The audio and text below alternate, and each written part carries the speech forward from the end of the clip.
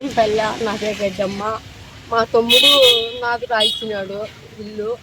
ఇల్లు అప్పుడంతా ఇంట్లో ఉంటే ఏమల్ల ఇప్పుడు ఇల్లు ఇది తీసేసి కట్టుకుంటా అంటే అద్భుతం చేసినాడు. ఇప్పుడు వాళ్ళ కొడుకులు వచ్చి నాకు వద్దు, నీకు వద్దు, నేనేమన్నారు. నాకు ఎవరు చూస్తారో వాళ్ళు నా బిడ్డకు నేను రాయించిన. నా బిడ్డ నాకు చూస్తాను, నా ప్రాణం బాగలే. అంటే ఇప్పుడు ఎవరు రాయించిన? నా కూతురికి రాయించిన. నా కూతురు రాయించిన. నా కూతురు వద్దని, మేము వద్దని, మాకొద్దు, ఏరే వాళ్ళకి ఇవ్వాలని వాళ్ళు పట్టుబట్టి వద్దని ఆడంటే ఆడ కోర్టు ఇస్తున్నారు. అందులో వాళ్ళకు పాపం సార్ వాళ్ళు మా ఎగచాట్లు చూసి మాది బాగుండాయని కట్టుకోపోమన్నారు. వాళ్ళ మీద కూడా తిట్టుకుంటున్నారు. దయించి చూడండి. నా తమ్ముని బిడ్డలు, తమ్ముని బిడ్డలు వాళ్ళ భార్య, తమ్ముని భార్య విజయ, రాజశేఖర, ప్రతాపు, సతీష్, వాళ్ళ జ్యోతి. స్థలము ఎవరికి? వాళ్ళకి మీ కూతురికి వద్దంటా, నువ్వే పెట్టుకోవాలన్నా? నేను పెట్టుకోవద్దంట.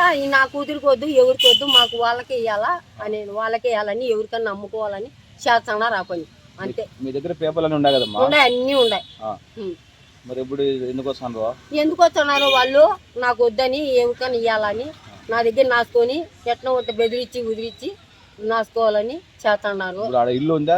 ఇల్లు కడతాను మీరు? ఇల్లు కట్టుకుంటాను. ఓడవేరికేసిన ఇల్లు. ఓడవేరికేసినాక ఇప్పుడు నాకు కావాలి. అప్పుడంతా 23 సంవత్సరాలు నాకు రాచి అన్న నుంచి నేను అన్నే ఉన్నా, ఆ ఇంట్లోనే ఉన్నాము.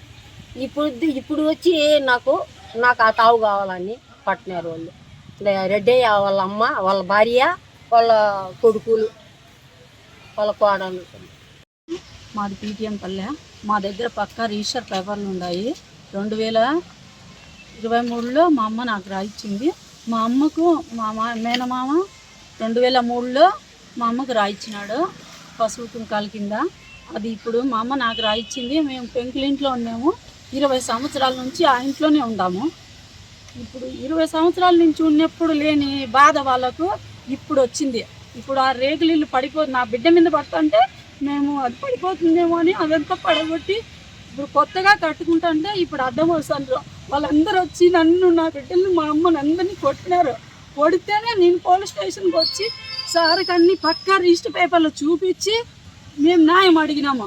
అయితే సార్ వాళ్ళు వాళ్ళని కూడా పిలిపించి వాళ్ళని ఏం మాట్లాడలే, వాళ్ళ జోలికి మీరు వాళ్ళ జోలికి పోవద్దు, పక్కా రిజిస్టర్ పేపర్లు వాళ్ళ దగ్గర ఉన్నాయి కాబట్టి వాళ్ళని కట్టుకోమని చెప్పినామని సార్ వాళ్ళు చెప్పినారు. వాళ్ళ ముందరే ఆడ ఒప్పుకొని ఇంటికి పోయి ఇప్పుడు కోర్టులో వేసినాము, మీడియాకి చెప్పినామని మమ్మల్ని నాన్న టార్చర్ పెట్టి మమ్మల్ని బహిషణం చేస్తాండ్రు. మా పరువంతా తీసేస్తాండ్రు. స్టేషన్లో చుట్టూ తిప్పుతాండ్రు. పల్లెలో నాన్న మాటలు మాట్లాడుతాండ్రు. అసలు మాకు ఊపిరి తీసుకుండేదానికి కూడా లేకుండా చేస్తాను. ఇళ్ళ కాడికి తాగేసి వచ్చి గబ్బు మాటలు మాట్లాడుతున్నారు. అవన్నీ మేము సారోళ్ళకి చెప్తేనే సార పిల్లంపి మాట్లాడినాడు. అంతే, బెదిరించలే సారోళ్ళు కూడా. మా పేపర్లు చూసిన తర్వాతే సార్ మాకు న్యాయం చేసినాడు. మీరు కూడా మా పేపర్లు పరిశీలించి మాకు న్యాయం చేయాలని మనస్ఫూర్తిగా మేము కోరుకుంటాను.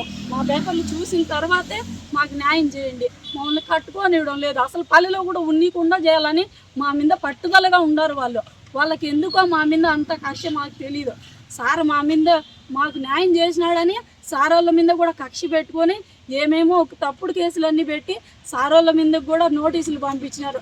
మాకు నోటీసులు పంపిస్తున్నారు, లాయర్లతో బెదిరిస్తున్నారు. అసలు మాకు పరువంతా తీసేస్తున్నారు. సార్ ఇది ఎట్లనో న్యాయం మీరే చేయండి.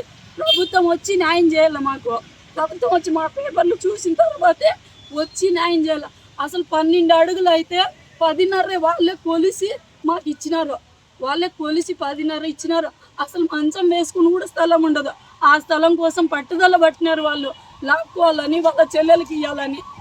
ఇంత అన్యాయం పనికిరాదు సార్. లేదు సార్, వేరే దగ్గర మాకు స్థలం లేదు. మా అమ్మ కొనుక్కునే స్థలం మా తమ్మునికి ఇచ్చేసింది.